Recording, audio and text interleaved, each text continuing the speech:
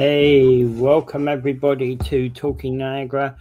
This week we're only going to be doing two shows, today and tomorrow. I'm actually out of town Wednesday to Friday. All right, so only two shows, to Tuesday and Wednesday this week. Hope you had a great Labor Day weekend, and that was actually the topic of our first discussion here, celebrating Labor Day locally. Yeah. So Labor Day was basically, well, the local article here was Labor Day in Niagara celebrating the achievement of union movement in a time of uncertainty. Would have actually thought that a uncertainty would have brought more membership to unions. Well, their unions are cut off a lot of times. Like, for instance, the casino. For instance, anytime someone comes up and tries to establish a union at the casino starts giving bonuses to their people, and they start to argue against them. The people who are there, who are trying to establish the union, and anybody that people begin to get afraid. I talked to a fellow that worked at the casino, and once people started talking about the union, a lot of the employees became afraid that they would be punished somehow or laid off somehow by the union or by the company. And that is the real reason why they have to have a union. Because if you're afraid that the company is going to lay you off just by talking about a union, that gives you the idea that the company has power over you that it shouldn't have. Mm-hmm. It is a fear factor thing. I'm afraid to vote for the union in case the company knows that I'm one of the ones that voted for the union and thereby might get punished. There are some times,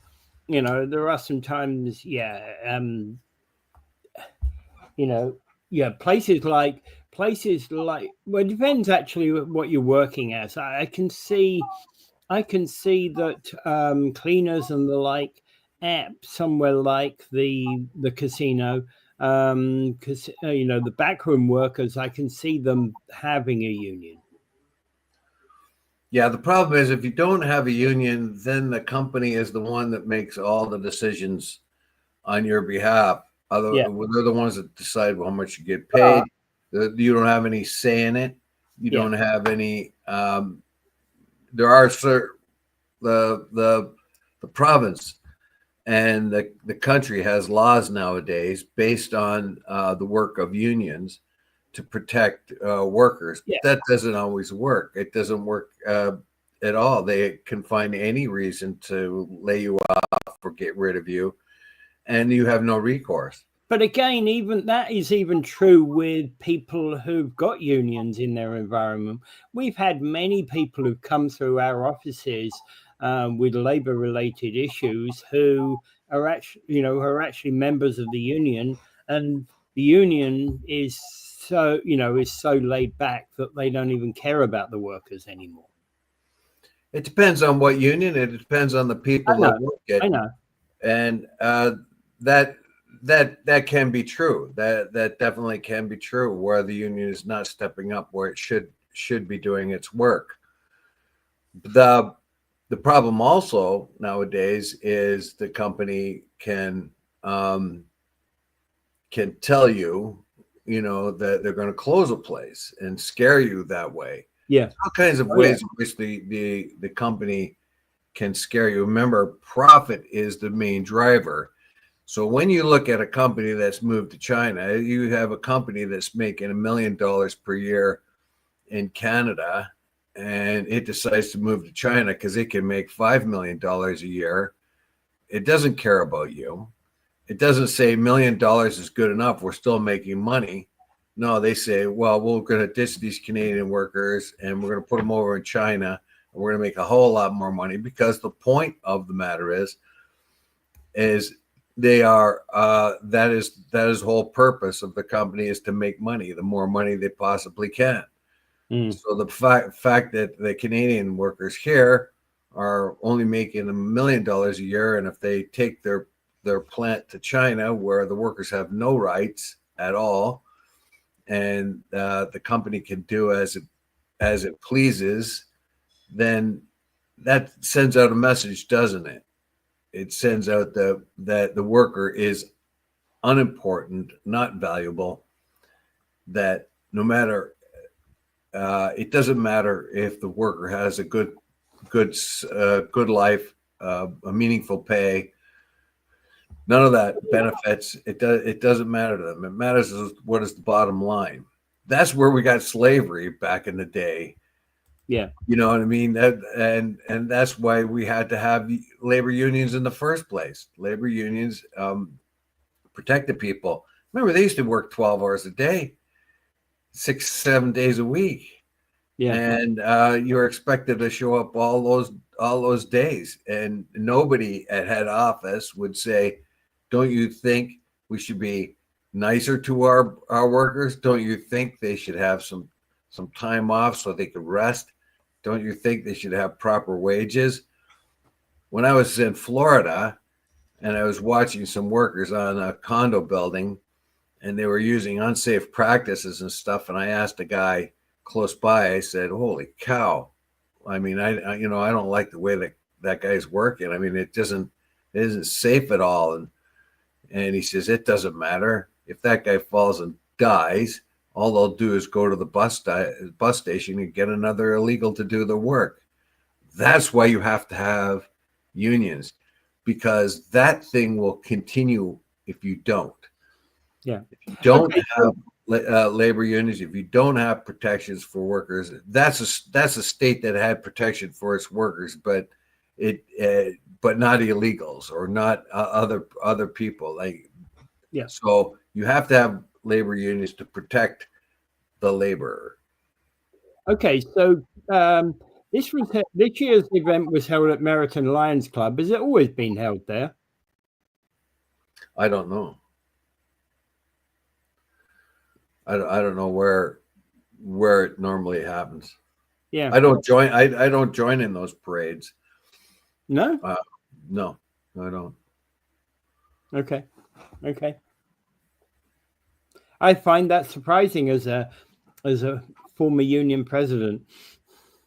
Yeah, I know. I just I participated in other union stuff, but no, I haven't. Well, right now I'm a retired guy anyway, I know. Yeah. So yeah, so basically, yeah. Although I don't participate in the parades and all that, I believe in a union movement. I do believe the union movement needs to stay stay current, and I think it should evolve. I think if I had any sort of criticisms for the union, I would say that it has to stay current, has to be very clear on its objectives, and it should, in many ways, it should team up with the employer rather than be an adversary to the employer. In many ways. Well, yes, many times, many of the disputes that come through our office, not that I personally deal with those particular cases, a lot of the union is actually so far in the pocket of the employer, it's simply untrue. Yeah, see, that's a problem. Yeah. And like I say, unionism overall is a good thing, but not all unions are created equal. And, there is that possibility where I'm safe and my buddies here are safe on the executive. So we'll kind of see it. It's almost as if in those positions, it's like the supervisor of the workplace and the union rep, seem to do very similar jobs. Supervise. No, union rep is to be out there and to stand by the worker. If there's a sort of a conflict between what a worker's doing and what is expected of him and how he's being treated, he or she's being treated, then that's where the union rep comes in to see to find out whether or not they're doing what they're supposed to be doing.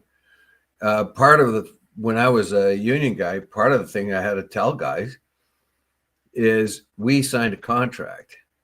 Whether you like that contract or not, you have to abide by that contract. Yeah. Right. When it comes to renegotiating that contract, then you have a voice again. But in the meantime, we signed a contract. We're obliged to do that. So if you're taking 20 minutes for a break, buddy, those are grounds. I can't protect you if you keep doing that kind of thing. Yeah. You take your 15-minute break or whatever it is. Don't go for half-hour washroom breaks and that kind of thing. The thing that a lot of union workers will do is think they've got they now have protection to do whatever they want to. No, you have your executive assigned a contract for you to get paid, to get compensation for the work you do in a fair way.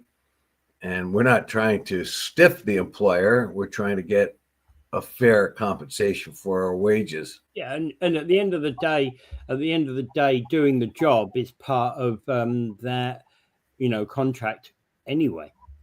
Yeah. So if you say, if you look, for instance, at a car plant, maybe just a car plant, and you say, okay, well, the workers there are getting good compensation, wages, they're getting good benefits and good pension benefits, and the company's making money. So if the company's making huge amounts of money, then it's time to compensate the workers more. The problem comes when the company starts to lose money and things like that. So then what happens is the workers start to get laid off. I think that in the future, the unions should start to do what I've heard is done in Europe, where they have in the big unions, they have a member of the board of directors is a union representative. That's a much better idea, I think, because, for instance, if the car company you're working for is having difficulties, it would not be the time to ask them for more money. Yeah, but again, that works in somewhere like somewhere like Renault, where they've only got one or two plants.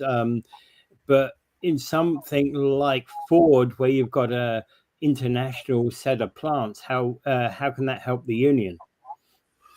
Well, each one of those countries will have a different union. Yeah. So the North American unions. Actually, the North American unions used to be one. It used to be the United Auto Workers, which included Canada and the United States. But, of course, the interest of the Americans became so overwhelming that the Canadian part of the union divided up into the Canadian Auto Workers at one time. Yep. Yeah, because Ford, don't make their decisions on a Canada-wide basis. They make their decisions on a worldwide basis. Yeah, but the sort of representation of Canada had to be cleaved off of the UAA because there were distinct differences between the Canadian political industrial situation than there was an American. So it was harder to get the larger union to focus on specific problems like that. So that's why the Canadians took off. But anyway, overall, nothing's perfect. You have a city administration here. Let's say you take an example of the city of Niagara Falls. It has an elected body, which is imperfect. It has a staff that's imperfect. It fixes things like it does infrastructure and other things. It spends money in an imperfect way, but it's always adjusted and looked upon. So that is the same sort of thing with the union. Yeah, And they're not going to be perfect. They're not going to get it right all the time, but what they at the core of their mandate basically is to protect the worker, make sure the worker is fairly compensated and protected. Don't forget safety.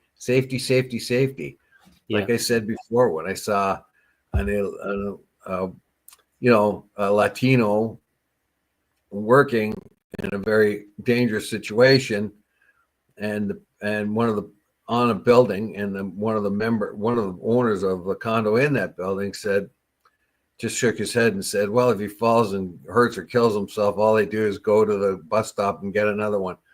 In other words, that person was not protected, and that's the way the employer wanted it. Yeah. All right. Well, Kip Finn made the point of unions had their time.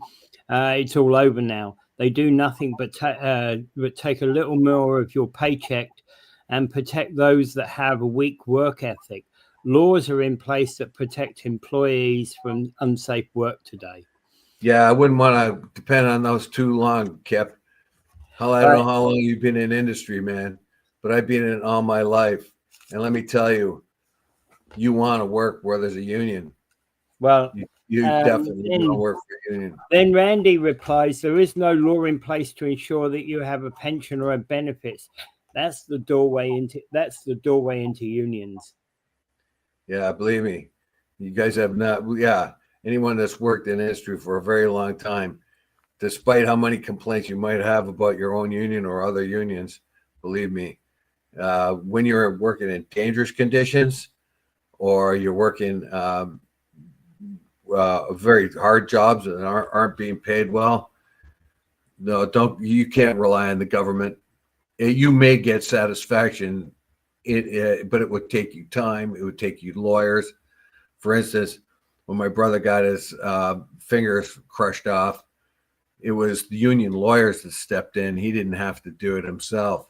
They had a legal outfit. If he had to go after the company by himself, it would have cost him like stacks and stacks and stacks of cash. Yeah. And that's what they're counting on. That's what they're counting on. Like if you get hurt, well, that's it. And the WSIB and Workman's Comp, they're more of an insurance company now. They're not really protecting you. They're looking for insurance. Believe me, I've had interactions with them, and being a union guy, heard of, be told of, and have myself had interactions with them. You think you're going to get protected? Think again. You better have to have a union. Somebody can stand behind you. Because if you're left by yourself, you're out of it. You imagine you yourself going up against Ford Motor Company or GM Motor Company. How much finance? They've got an army of lawyers to find loopholes and prolong the legal apparatus until you're broke and you have nothing left. No, you don't. You do not trust the capitalist swine. Believe me, because in the bottom line, no matter how good or bad the people are who are running a big company, the bottom line is money, money, money. And we can see this over and over again. I could spend all day here giving you examples. Yeah, but I'm going to right now. We were talking about celebrating Labor Day. That's the reason why we're talking about unions and etc. And Kip's a right to his opinion. And his views. Yeah, the union based on what? How much industry have you worked in, man? I've been working in industry my whole life. Well, it obviously depends upon each individual person's perspective.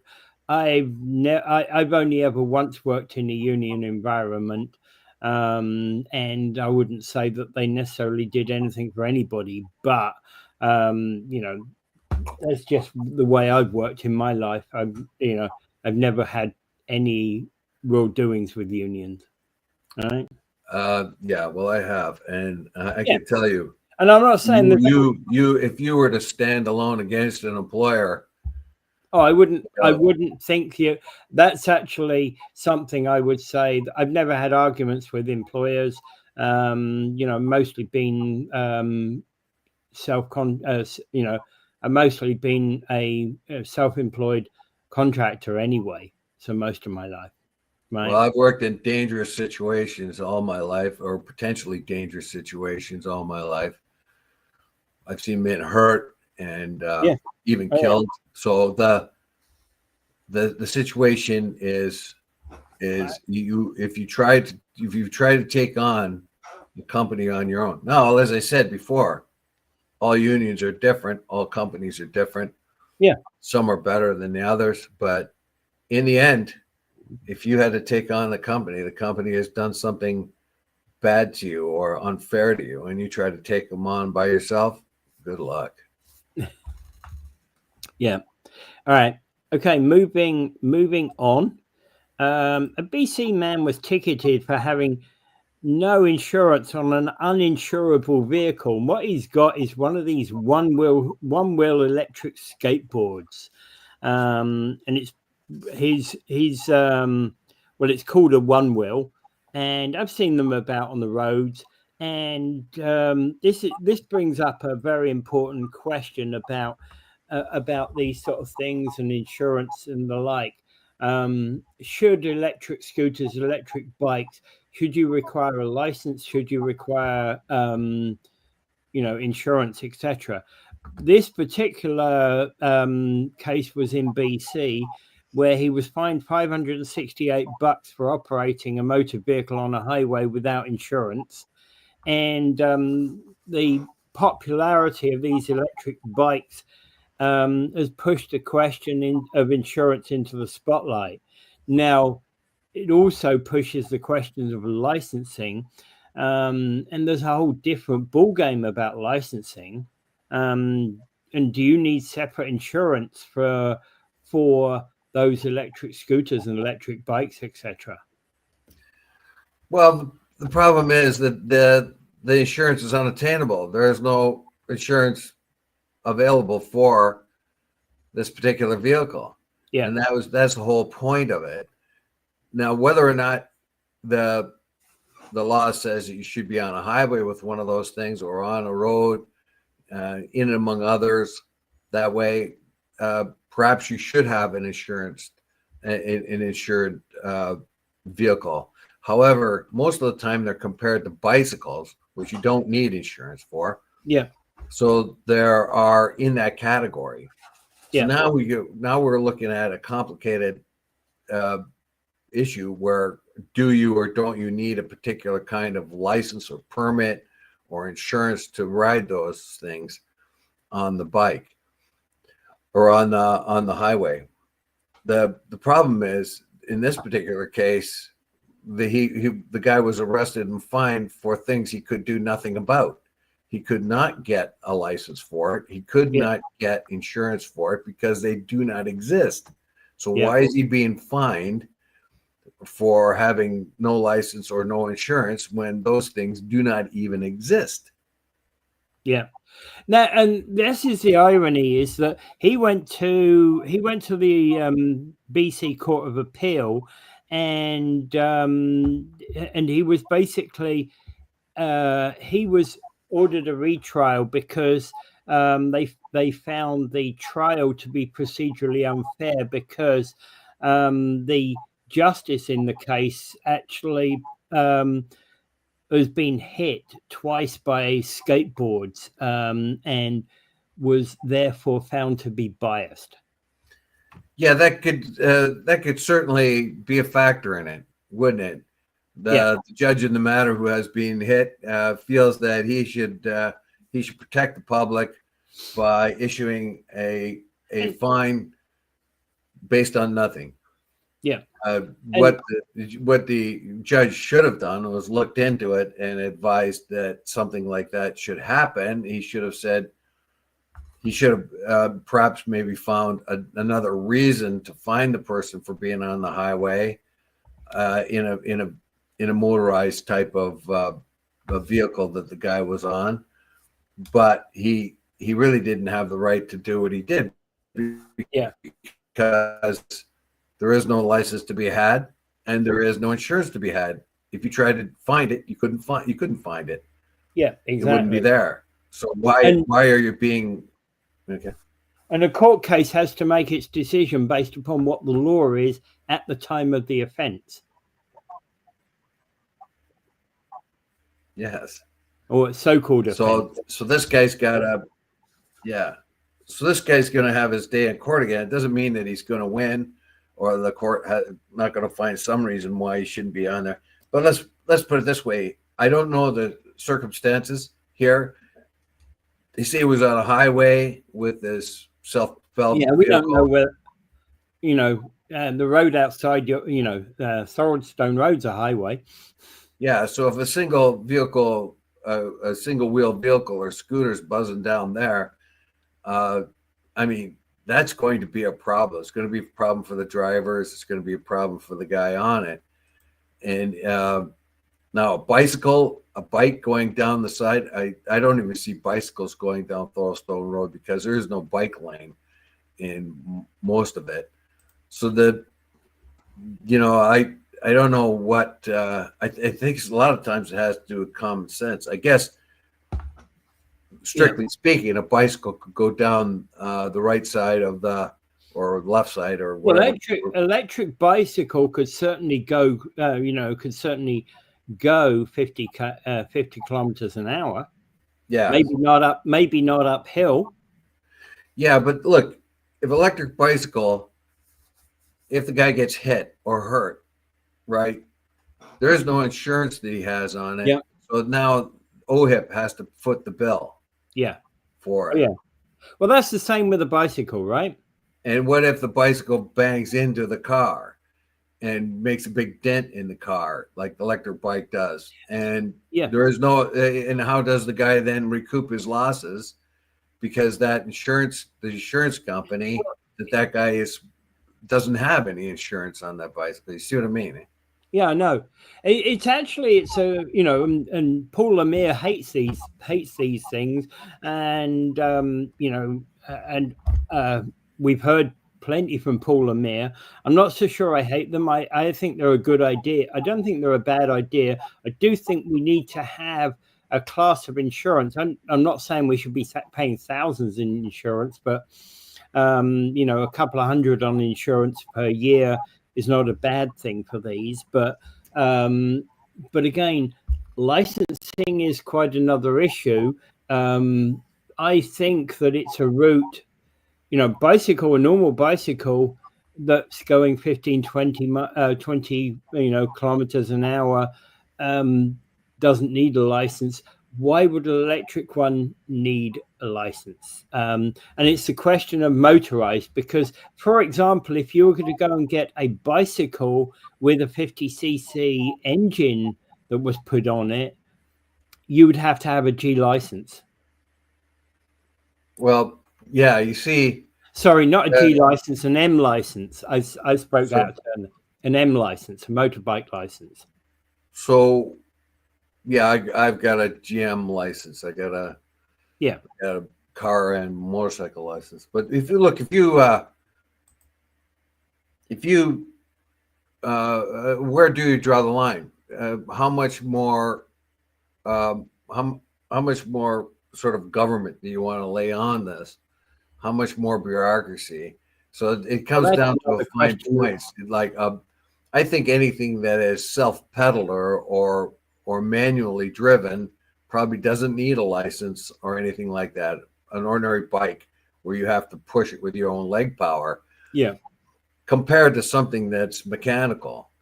So if something's mechanical and driven by other means, electric or gas, I think that probably does require a license. It depends. It depends a lot on a lot of things. So yeah, how much more government do you want to put into this? How much more bureaucracy do you want in licensing and insurance and all that thing? So it's a fine line. I think probably in the end we're going to find that anything motorized will have to have some kind of permit and maybe even some sort of test to make sure you have the ability to manage a motorized vehicle. Because all other motorized vehicles, you have to have a test. You have to have a license. But I would say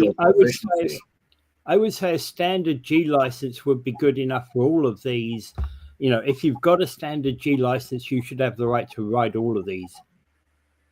vehicles? Uh, Insurance is another matter. possibly. Each one has a little bit of a difference, but if I got a G license, it's not going to get me into a truck. I need a special license for that. Oh no, I'm not talking about that. I'm just talking about if you've got one of these, scooters, electric scooters, electric bikes, etc. Then if you've got a standard G license, you shouldn't need any additional licensing for it. Insurance is another matter.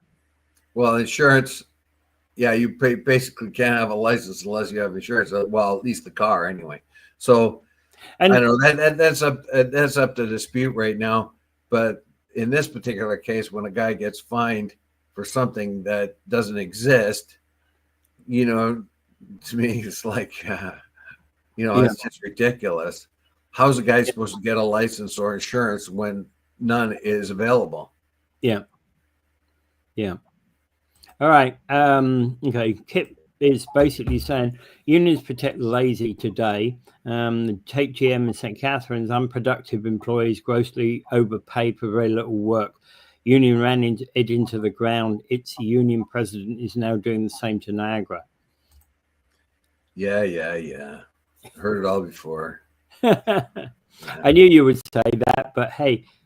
So what okay, maybe they are. But you looks like GM and Ford and Stellantis over time really haven't lost a whole lot of money, have they? They're making huge money. Their CEOs are making gigantic piles of cash, and you don't want the regular guy on the floor to have fair compensation. I think really? Employees should have fair compensation. Yes. I mean, you have an accident and your hand is crushed. Oh, guess what? You got laid off or fired under some pretext. Insurance. Who's going to back you up? Who's going to back you up? There should be insurance for things like that. Look, I'm telling you, you cannot let industry do what it wants to do, because it will make slaves of you.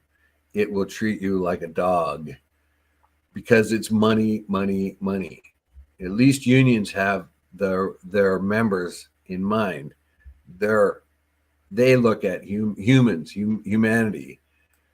The capitalist swine want money at any old cost. Why do you think they transferred all the jobs out of North America to China? Because it's money. Do they care what happens to the Chinese worker who works 12 hours a day, 7 days a week?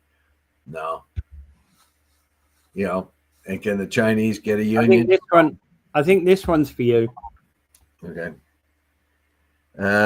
You've heard it all before from those who have never been employed or even involved with the company or union. What are you talking about, man? I've worked for all kinds of places all over I've heard it from union members and people who haven't been union members and then got union jobs. I've talked to was a union official. What do you mean I've never heard? Come on, man. I've heard it from the horse's mouth. Well, I was thinking he was talking about your comment about heard that before. Yeah. I never heard that. You've never heard that before comment, which was cynical, of course, in the first place. Well, yeah. Unions are an imperfect body, but they're a lot better than not having one, believe me. Okay, so U.S. court ruled before we talk about this. So it looks like Donald Trump went AWOL for a couple of days. Oh yeah, well, there's been a lot of overblown sort of rumors about Trump being ill. Yeah, he's not a very healthy man right now. He's got that Venus thing, whatever it's called. So he's trying to sort of cover up his ankles that get swollen and his hands that get bruised and all that. I don't think it's nearly as serious as people are saying. No, I don't think so either. But if he took off for 3 days, maybe he needs a break for 3 days. Even his mouth gets tired going on and on and on and on. Like it. And The reason why people thought it was unusual is Trump cannot go a day without getting in front of a camera someplace. yeah, And so because he disappeared for 3 days, everybody thinks, well, he must be really sick because he doesn't want to bombast in front of a camera. That might not be the case. Maybe he's just plain tired, and who knows? I mean, the guy gets it. yeah. I mean, as Well, idiotic, even fools like him can get tired. well, and besides which, he eventually went to the golf course anyway, so we knew everything was fine when he went to the golf course. Yeah, I don't expect Trump to last too long, or he'll be sidelined. I think the kind of chaos that he's brought out, I think Republicans, even though they're afraid of him, they're more afraid of not getting elected. And he's had a couple of reverses in court, etc. Well, let's go there. What? Let's go there. A U.S. federal court has ruled that many of Trump's tariffs to be illegal.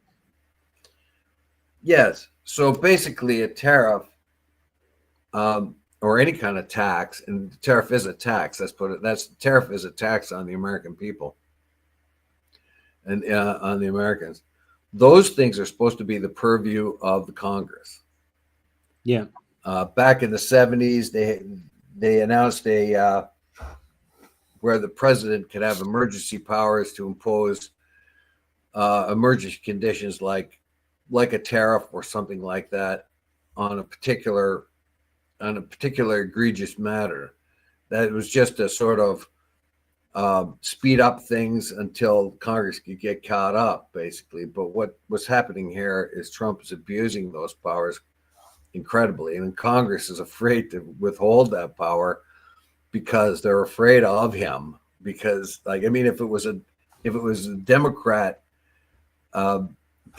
majority Congress, they'd be all over him. That's our job. We got to do that job. You can't do that job. Tariffs and taxes is our purview. Yeah. But because the Republicans are so damn afraid of them, they won't say anything. They just kind of follow up. 7-4 decision of the U.S. Court of Appeals for the Federal Circuit rejected Trump's argument that tariffs were permitted under an Emergency Economic Powers Act, calling them invalid as contrary to law. What they're going to have to do is examine each one of these tariffs and see which ones are justifiable under those conditions. For instance, the fentanyl one that he has up against Canada, where he's charging us tariffs because we're allowing so much fentanyl to come across the border, is unsubstantiated. It's unproven. It is not a case of an existential threat to the United States of any kind. It has been proven that only a small amount comes from Canada, and probably and more than that goes the other way. Yeah. Cocaine and other drugs are generally making their way through the United States into Canada, and not to mention all the illegal guns that are coming this way. So if you were to make the argument that we're putting a tariff on for the security of the nation, then the other nation can say, well, you're doing worse to us than we're doing to you. I mean, we're trying to stop the flow of fentanyl and all that, and we're working with your border services, and both border services are pretty happy about how each one is cooperating with the other. They always have done. And then he says, well, there's migrants coming. Well, that's untrue too. Of course, there's always going to be somebody smuggled in here and there. You can't stop it completely. So that's an unjustifiable tariff. Yeah. So that is a case of an extremely unjustifiable terror based on exaggerations.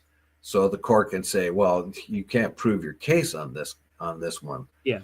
And that's basically what they're saying, that you have to go to Congress to get that law. But as we found out, that the Republicans are terrified of Trump.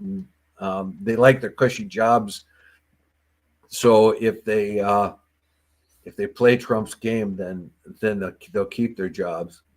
But otherwise, they're going to get primaried. Yeah. And basically, they're saying, the White House is saying, if these tariffs ever went away, it would be a total disaster for the country. It would make us financially weak, and we have to be strong. Yeah, it will give you an idea. Like Josh Hawley, I think he's a senator. I think he is, came up with the Pelosi law saying that representatives can't make money and cannot abuse their position to make a whole lot of money on the stock market and everything because they are in privileged positions to know what's going to happen. Yeah. Defense contracts, etc. So they can't use their knowledge to make money. And that seems just about like that's always been a complaint about senators and congressmen, no matter what party they're from, they profit from what they know, and they have investments of that kind. But when he proposed that, it's even called the Pelosi law to kind of slur the Democrats. Who is the first objector? Trump, and he went after Hawley, called him a second-tier representative, and then Hawley had to phone him and say, "Look, this doesn't. We're going to make it so that you're not included. It's only going to be Congress and Senate, but you yourself, you can do anything you want." And that is what they're up against in the States right now. They can't even hold their president accountable to the same rules as Congress and Senate. Oh, did you want to? I don't know why. I can't really read it. He says, and when Peter is selected by what hits the screen and for how long, the entirety of the conversation can become a frustration. I'm sorry, I didn't mean to cut anybody off. And then the viewers slide towards what's the point, and then you're likely to lose your readership because their readership can't truly be involved. I didn't mean to cut you off, Randy. That's a good point, Randy. We'll try to do better. I didn't mean to cut. Yeah. Yeah. But not, comments really need to be read off more clearly. Where I was not talking about Wheels being a union involved. Oh, okay. All right. Yeah. I know that your comment was actually about Kip Finn. I know. Yeah, it was more directed towards him. Yeah. And that's fine. That's the whole point. We encourage a variety of views here, and yours is as valid as Kip's, Randy. I'm open that I've never, I've only once ever been in the union, and the irony there is I was voted as a steward for the union because they wanted somebody who they felt would do something, and they thought I would. The irony there is within 6 months of becoming a shop steward, I left the job. But just before I left the job, I actually was asked to do something because of extreme cold in an area. Well, there you have it. Yeah. So, yeah, let's make it very clear. Unions aren't perfect, but they're better than nothing. I'm telling you. Yeah. And anyone who has been around anyone trying to bring a company to fairness and try to do it on their own, good luck. Yeah, and I'm not anti-union. Anyway. All right, where were we? So about the U.S. court. Anything more to say about these tariffs at this time, this decision? Oh, well, yeah. This will have to go to the Supreme Court, and that's going to be the real test. Yeah. Because the Constitution clearly says that tariffs and taxes and that are the purview of Congress. Now, Congress give away some of their power for expeditious purposes back in the 70s, and Trump has exploited that with all kinds of tariffs all over the place for all different reasons. I mean, it was supposed to be to balance trade, but when he puts a tariff on Brazil, when the United States sells way more to Brazil than Brazil sells to them, you got to think to yourself, is he abusing his authority? Of course he is. So it will depend on the Supreme Court, but the Supreme Court are 3 of the Supreme Court were Trump. That doesn't matter. Yeah, we're Trump appointees. We Doesn't will see. matter.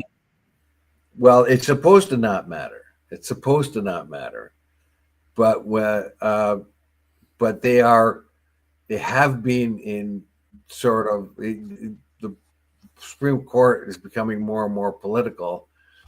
So we'll see. We will see if the Supreme Court, a lot of the Supreme Court nominees by the conservatives or by the Republicans have been people who are constitutional purists, what they call constitutional purists, who feel there is not much interpretation in the Constitution.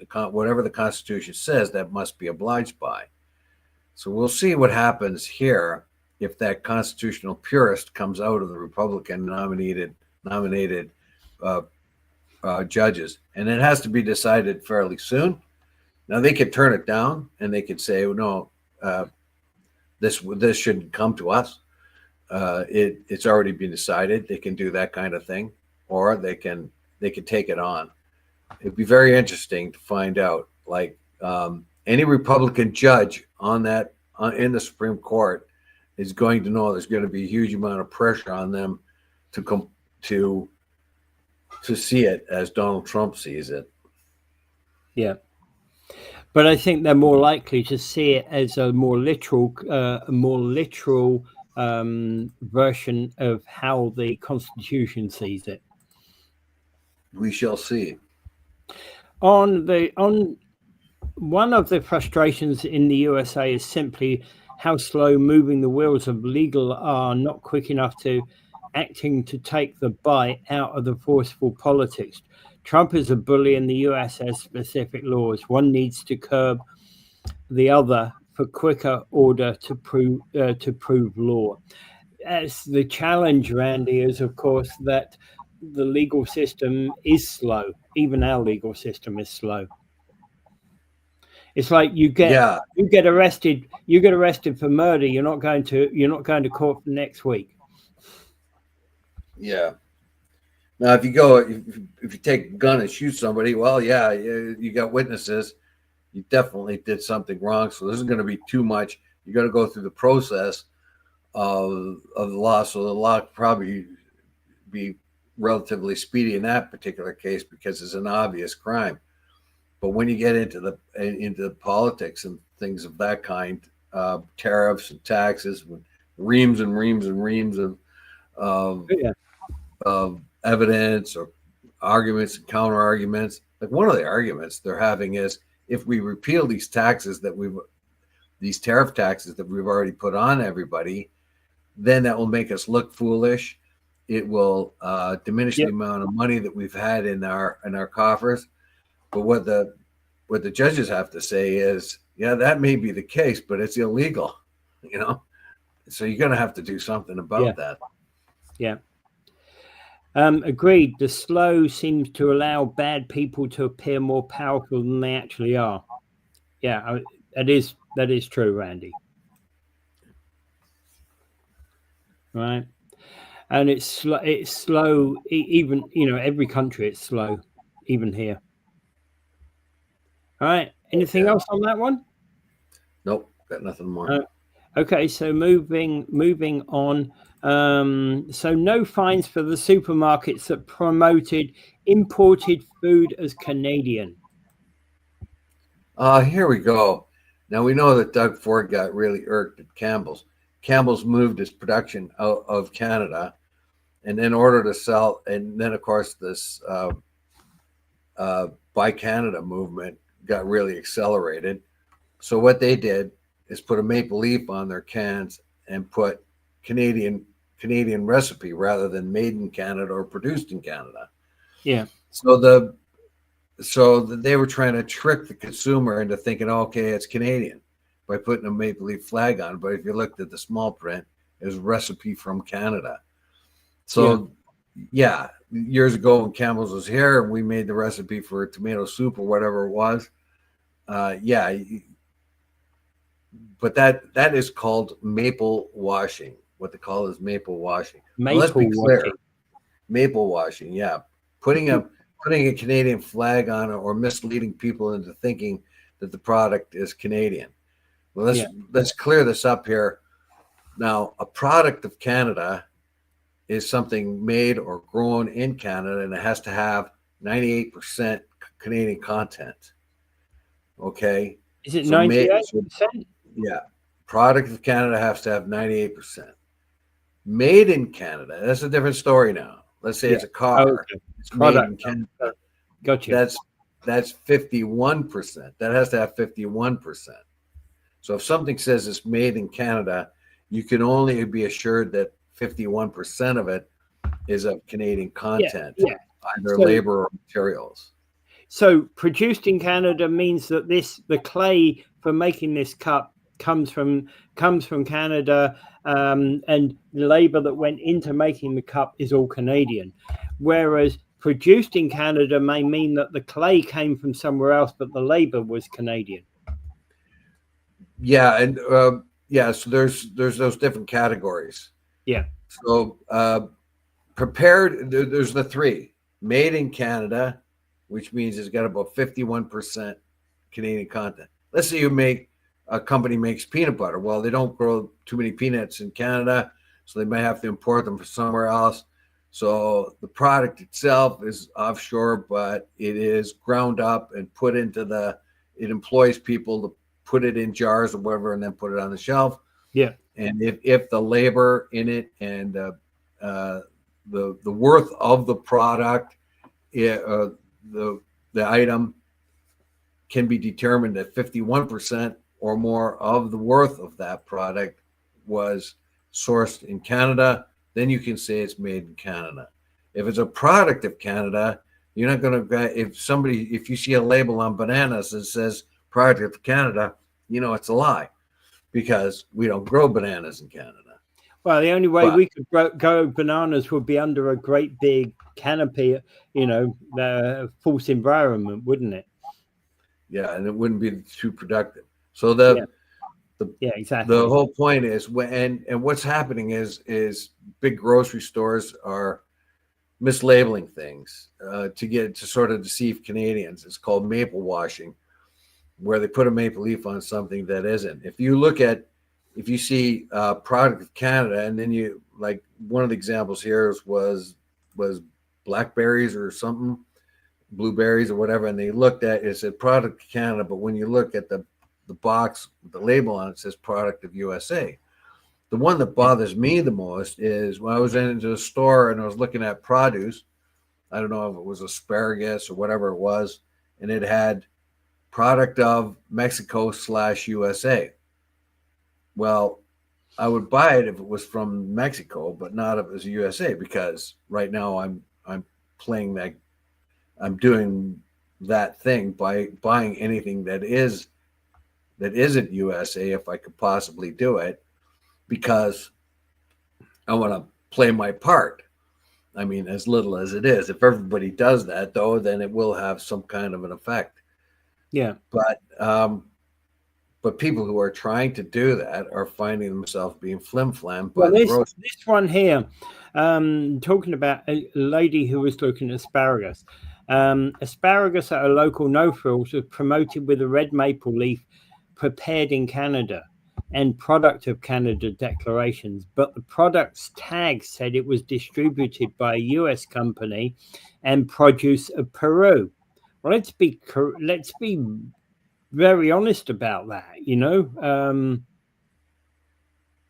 So it's a product of Peru. Yeah. And it had some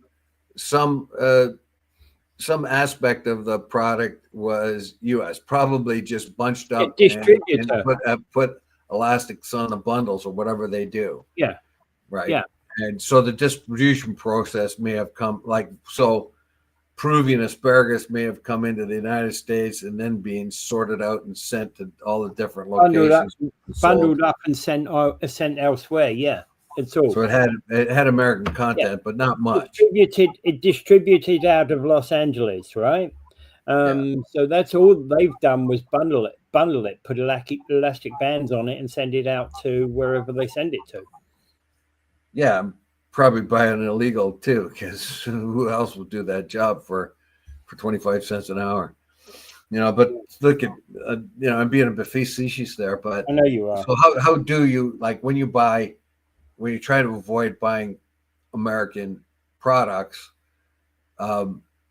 you can't avoid them going through this other products going through the States, because that's the main distribution area. If you're getting something from Peru, obviously most likely it's going to go through the States to get here. If you buy Mexican stuff, obviously it's going to go through the States to get here. Yeah. You see what I mean? Oh yeah, it's the same. Nothing gets shipped.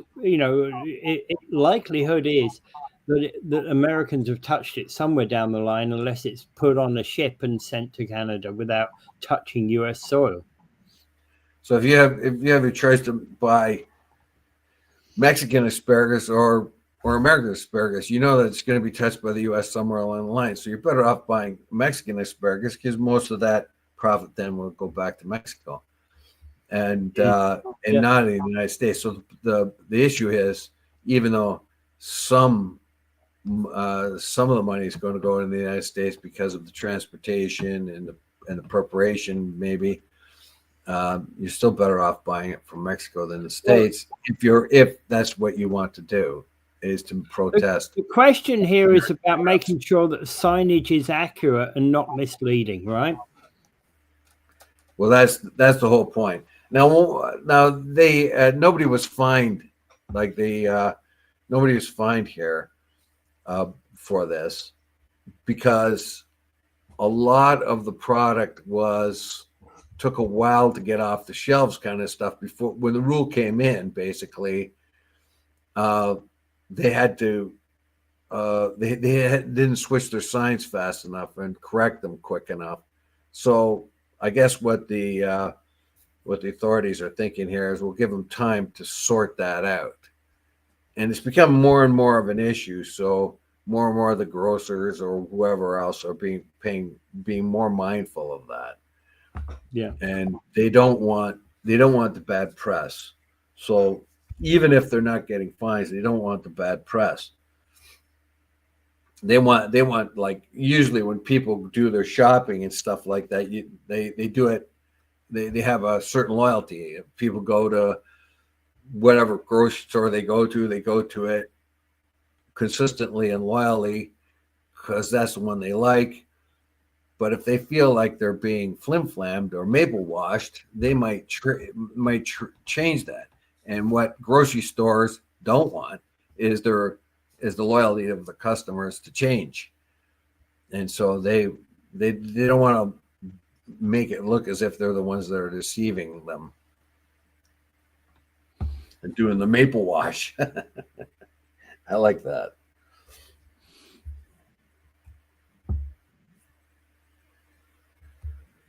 So the agency that would do the fines was the Canadian Food Inspection Agency.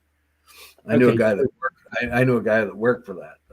Yeah, go ahead. Right. So basically, what Randy was saying is, there's a situation where Canada used to ship boxes to Mexico for filling, and then return the filled boxes back to Canada with whatever the produce was. So the actual box would say "Made in Canada," the actual crate.